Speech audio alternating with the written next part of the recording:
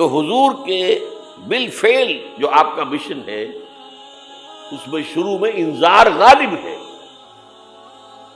وہ تو اب تک کچھ لوگوں نے تسلیم کیا، کچھ لوگ ایمان لائے، کچھ لوگ قریب آئے، کچھ تربیت میں سے گزر رہے، انہیں بشارت دیتے تھے. تمہارے لیے بشارت ہے، سلام علیکم. یہاں تک کہا گیا ہے نبی یہ جو ہمارے مومن بندے آپ کے پاس آتے ہیں وَخْفِضْ جَنَاحَكَ لِلْمُؤْمِنِينَ، ذرا اپنے کندھوں کے ان کے سامنے جھکا کر رکھا کیجیے، ان پر شفقت کیجیے، ان سے محبت کے ساتھ پیش آئیے. یہ ہمارا تحفہ ہے آپ کے لیے، ہم نے انہیں چنا ہے آپ کے لیے، یہ آپ کے صحابی بنیں گے. انقلاب کے اندر یہی تو دست و بازو ہوں گے.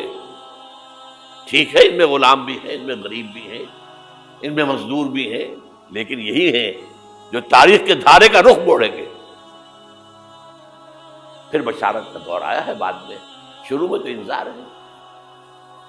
یا میرا جی چاہ رہا میں آپ کو حضور کا ایک خطبہ اور سنا دوں انذار ہی کے حوالے سے.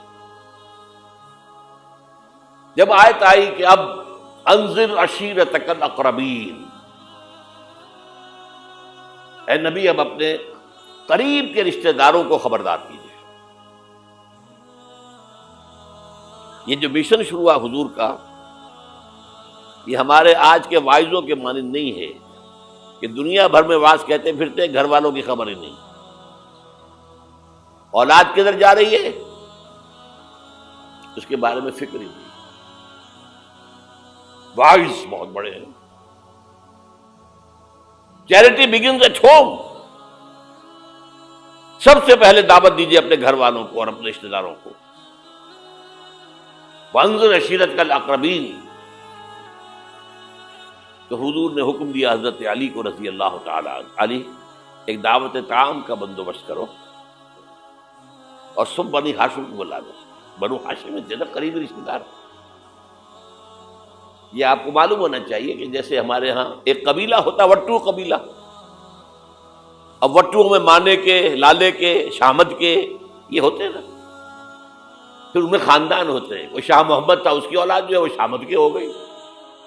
لالا کوئی ہوگا لالے کے ہو گئے، مانے کے ہو گئے، لیکن ہے سب وٹو.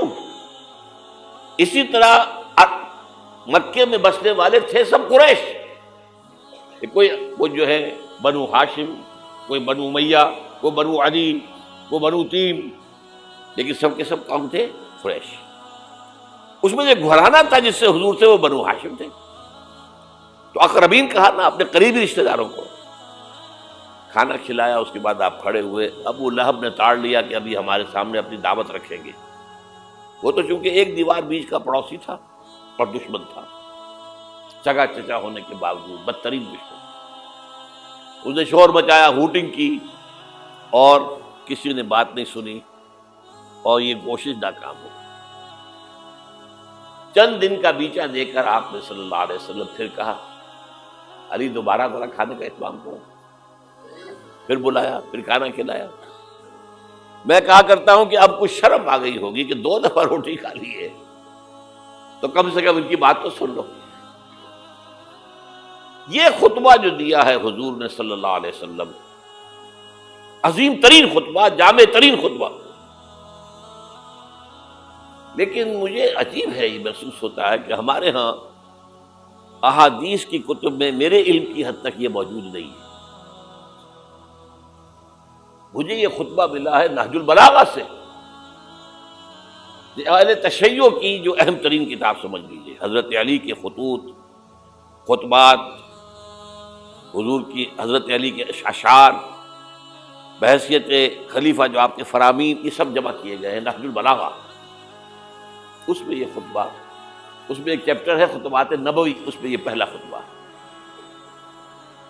ایک ایک لفظ جو ہے حکمت کا موتی ہے. آپ کھڑے ہوئے، ان الرائد لا یکذب اہلہ.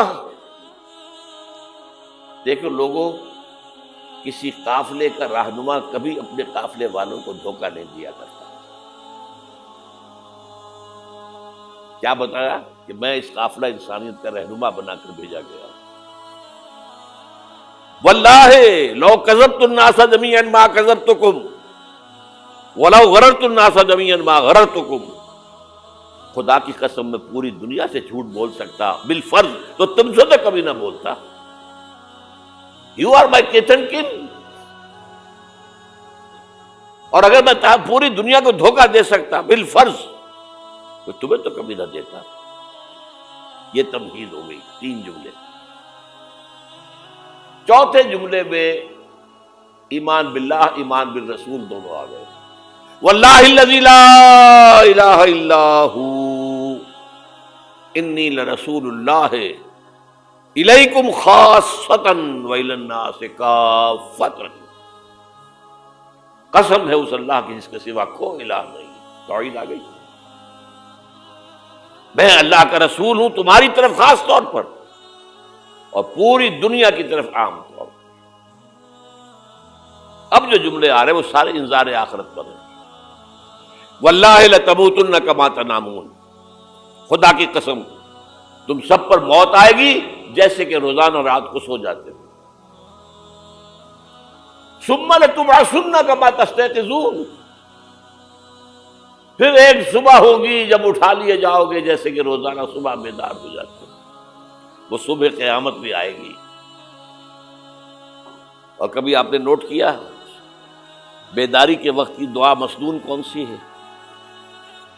الحمدللہ الذی احیانی بعدما اماتنی والیہ النشور. اللہ کے حمد، اس کی تعریف، اس کا شکر جس نے مجھے دوبارہ زندہ کر دیا اس کے بعد کہ مجھ پر بہت طاری ہو گئی تھی. جو شخص روزانہ صبح یہ الفاظ پڑھے گا جب صبح قیامت کو اٹھے گا تو اس کی زبان پر یہ الفاظ آئیں گے کہ نہیں آئیں گے؟ الحمدللہ الذی احیانی بعدما اماتنی والیہ النشور. واللہ لتموتن کما تنامون ثم لتبعثن کما تستيقظون ثم لتحسبن بما تعملون. پھر حساب کتاب لیا جائے گا جو کچھ تم کر رہے ہو اس کا. ثم لتجزون، پھر لازماً جزا دی جائے گی. بالاحسان احسانا وبالسوء سوءا. اچھائی کا اچھا بدلہ، برائی کی بری سزا. وانھا لجنۃ وبدا او لنار ابدا. اور وہ کیا ہے؟ یا ہمیشہ ہمیشہ کے لیے جنت اور یا ہمیشہ ہمیشہ کے لیے آگ. اللہ اسے ہمیں بچائے. سبحی نفسی وصلی عند سطر العادیات